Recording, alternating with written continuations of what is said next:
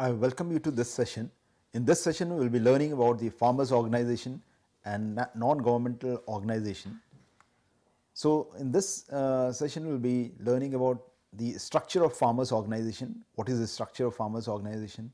What is the role of NGOs in strengthening the rural infrastructure? So, can they play a role, and what is that role they are playing? So, that is what we are going to learn today.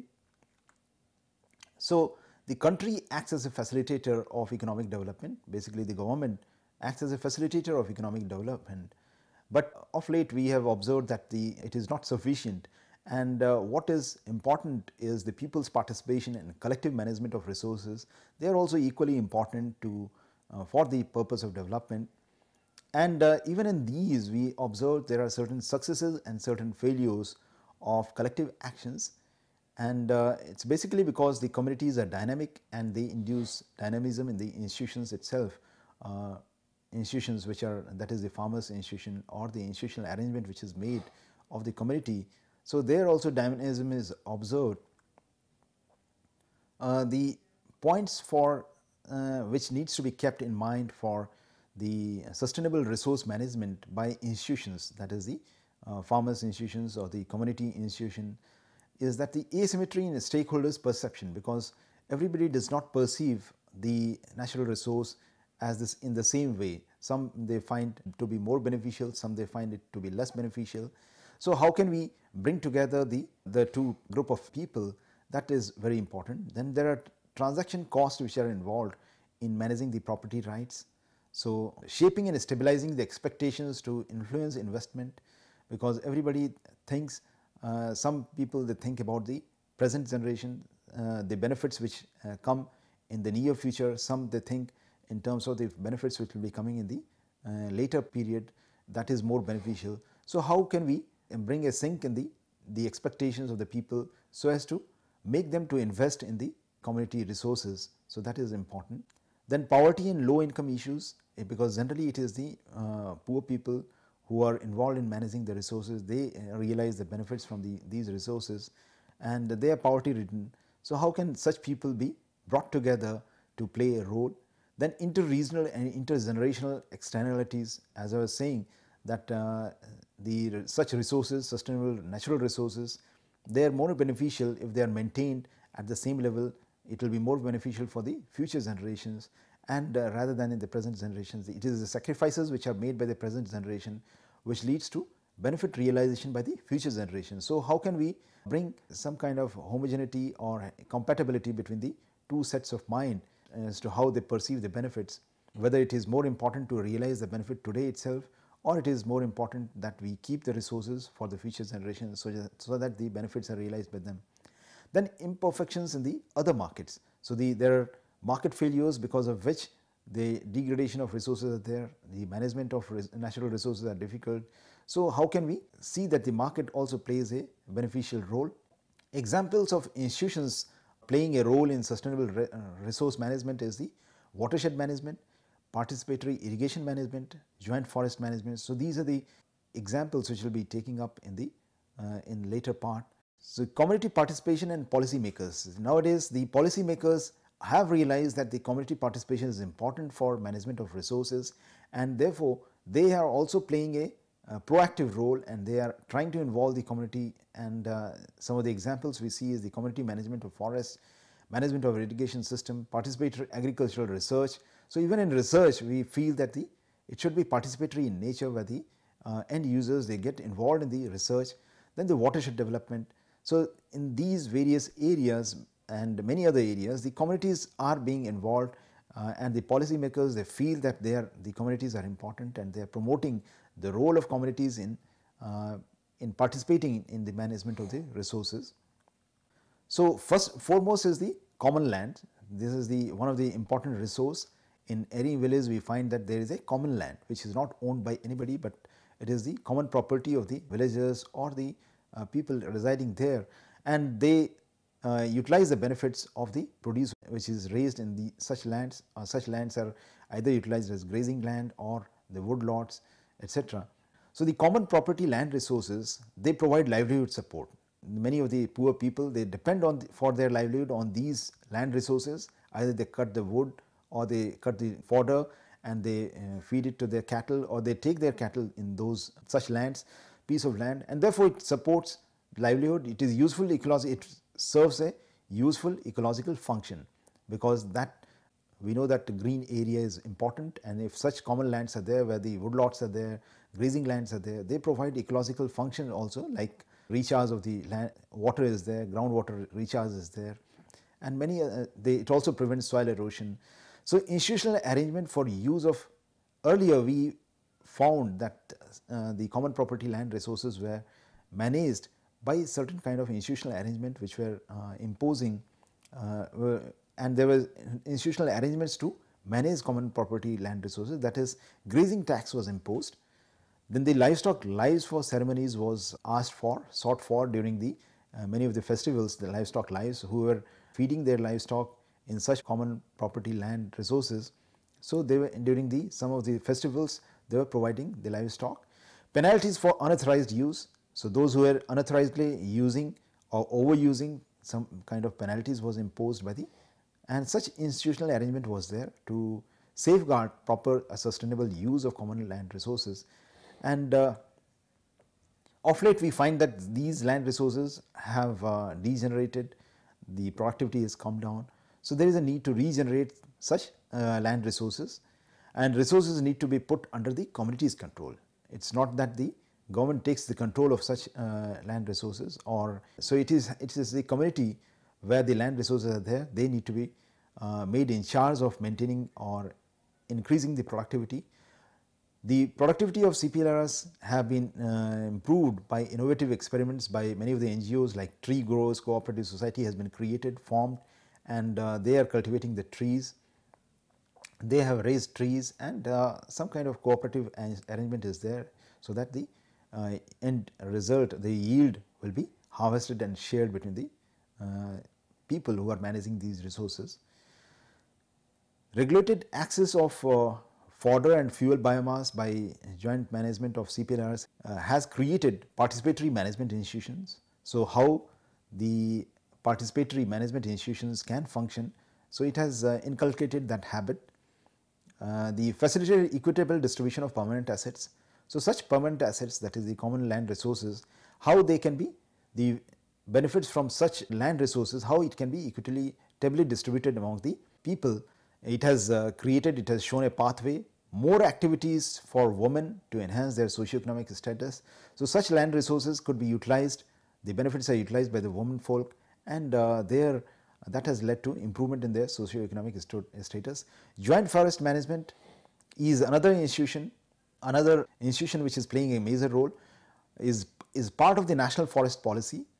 And so as a part of the national forest policy, we have implemented joint forest management. We have gone in for joint forest management, and the success stories of participatory forest management is we see in case of West Bengal, in case of Haryana, Sukumajri project is there, which is very successful, where the people are and inhabitants are raising the fodder, and the fodder is being harvested by them, and that is how it is leading to enhancement of the income of the inhabitants, and the productivity of the common land resource is also enhanced and maintained.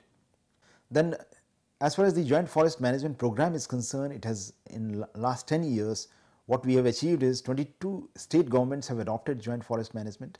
This program has been adopted by the state governments, and a large number of area has come under the forest land has been managed through this program, and a number of joint forest management committees have been formed, that is almost 36,000.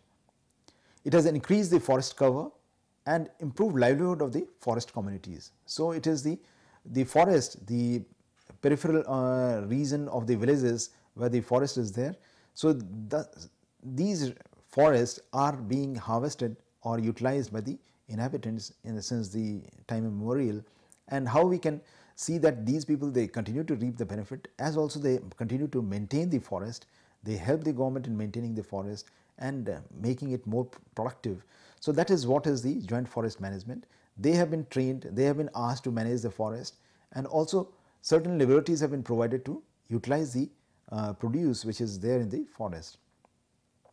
Ways to improve the role of joint forest management is providing legal identity and status to joint forest management committees. So wherever the committees have been formed, the people have been sensitized to form committees and manage the forest. So some kind of legal identity has to be provided. They need to be registered under the Societies Registration Act, and they need to be equipped to adapt to formal and commercial environment. So how can they adapt to the formal and commercial environment? They need to be taught, and this is the way we can improve the role of joint forest management. Further points for improving the role of joint forest management is the protection against the whims of forest officials. We need to protect the such committees or against the whims of forest officials, because so that they do not exploit them. The powers or they do not give that liberty which they have been granted under the program. Powers and decision making role to joint forest management committee need to be given. Sharing mechanism to ensure benefits to tribal and landless labor. So that sharing mechanism need to be clearly, explicitly and openly spelled out, so that they know and they realize those benefits. Then only it will be a win-win situation for both the members of the joint forest management committee or the inhabitants of the near the periphery of the forest, and the country also gains. Next institution is the water resource management. Rainwater harvesting is one where the community participation has been sought. People's water needs and is met through rainwater harvesting. It also improves the food and livelihood security. So through rainwater harvesting, that we can enhance the people's access to water, improve the food and livelihood security. Some of the successes are Sukhomajri, which I was just talking about, that the fodder has been raised on the foothills, and it has led to increase in the rainwater is harvested wherever it falls, the rain falls, that is harvested in situ and utilized. Ralegaon Siddhi is another example where the rainwater harvesting has been successfully harvested. A pond is created nearby, and that harvested water is utilized for raising or giving irrigation, one or two irrigations, as also for it can be utilized for raising fish and other fruits and vegetables. Reveals role of village level organizations in developing institutional arrangements and enforcing them. So rainwater harvesting is successfully implemented through communities' participation, and the communities' participation is very important in managing such resources. So for the success of rainwater harvesting and the communities' participation, what we need is to design integrated village ecosystem. There has to be democracy in decision making, and community based property rights need to be made and designed. Financial grants to village institutions need to be there, and we need to induce village institutions to raise funds. So whatever produce is there as a result of this creation of this common resource, that part of the produce needs to go as a corpus fund, which can be utilized for maintenance and operation of such infrastructure. Canal irrigation is another one where the community participation is sought to manage the irrigation infrastructure. What has been done is the Water Users Association has been formed in the canal commands, and successful management of canal irrigation beyond outlet is possible only when we have the Water Users Association, or the people themselves, they manage the distribution of irrigation water beyond the outlet level in the fields, farmers' field. Designing and enforcing the internal institutional arrangement by the members. So it has to be designed what should be the internal institutional arrangement, that needs to be designed by the members itself, and it needs to be enforced by them. Equitable and efficient water distribution is possible through such organization. Recovery of irrigation fee. So how much of water is being used for irrigation purpose by different farmers. So if Water Users Association is there, they can very well know as to how much of water has been used, or who are the farmers who are using the irrigation water beyond the outlet level, and they can collect, and some kind of arrangement could be there for collection of irrigation fee, and which can be utilized for maintenance of the irrigation infrastructure. Maintenance and repairs needs to be done. So these are the various advantages if we have the community participation for management of canal irrigation system.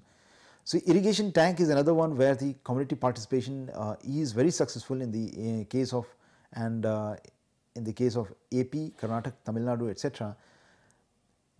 Such tanks which are prevalent in these states have of late, their productivity has come down, or their water holding capacity or retaining capacity has come down because of the siltation, poor organization and maintenance of such tanks, inadequate operation and maintenance budget by the government. So the government grants whichever is there for maintaining such tanks is not much.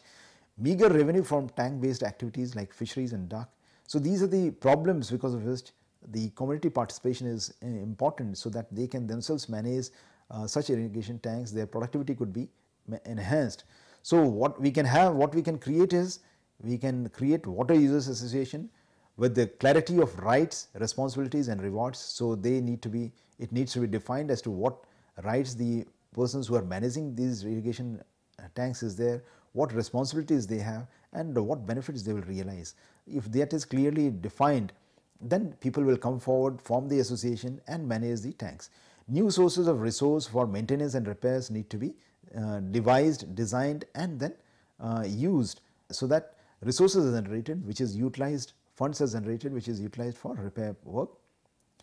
Then we can also form an upper tier organization, large number of irrigation tanks, the water user association of each, they form another association, and that organization could be utilized for lobbying for resources, more resources from the government, and for creation of policies, for favorable policies towards the irrigation tanks.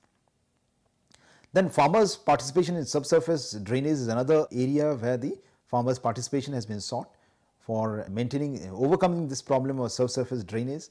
Salinity problem in command areas of Punjab, Haryana and UP has been observed, because these are the reasons where the canal command or the canal irrigation is widely prevalent, and because of the excess water, what problems these regions are facing is the salinity, and it is this adoption of the subsurface drainage scheme or technology that this problem of salinity could be overcome.